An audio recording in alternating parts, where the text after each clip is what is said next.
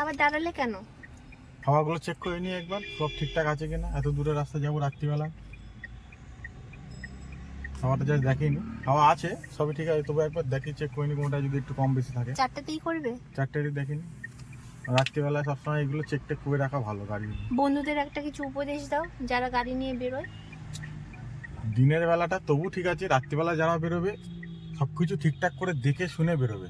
এবং এই seat belt, seat belt তো মাস্ট, ওটা তো গাড়িতে ওঠা মাত্র বাড়ি seat থেকে belt। বেরোনোর সময় সিট বেল্টটা belt পরে নেওয়া must। উচিত।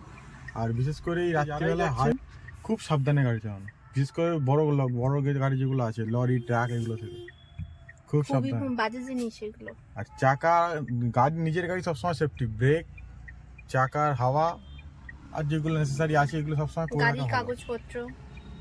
আর আরেকটা জিনিস, দূরে যখনই যাবে কখনো সবসময় হার্ড কপি রাখার চেষ্টা করবে, কারণ আমরা যেখানে থাকি সেখানে একরকম, বাইরে যখনই যাচ্ছ বাইরের বিভিন্ন জায়গার আছে মানুষ, বিভিন্ন রকমের হয়, পুলিশ এক এক জায়গায় এক এক রকমের, ওদের কোনো ঠিক নেই। আমরা কদিন আগে পুরীতে গেছিলাম যখন, মানে ওই পুলিশটা জানি না, কিন্তু ওরা দেখে বুঝতে পারছে না, আবার সেই মানে ফোনে দেখে বুঝছে না, ফোনে তো Hard copy দেখে চাইছে। আর্ট কপি চাইছে। হার্ড কপিটা ভাগ্যিস ছিল আমাদের বলতে কাছে আমাকে ছিল, নাহলে আবার ওই সামান্য একটা পলিউশনের হার্ড পেপার যদি সেদিনকার কিছুদিন আগে কাটিয়েছিলাম বলে আমার গাড়িতে ছিল। সাধারণত পুরীতে এই তারাপীঠ ওটা পুরী না, হ্যাঁ হ্যাঁ তারাপীঠে তারাপীঠ।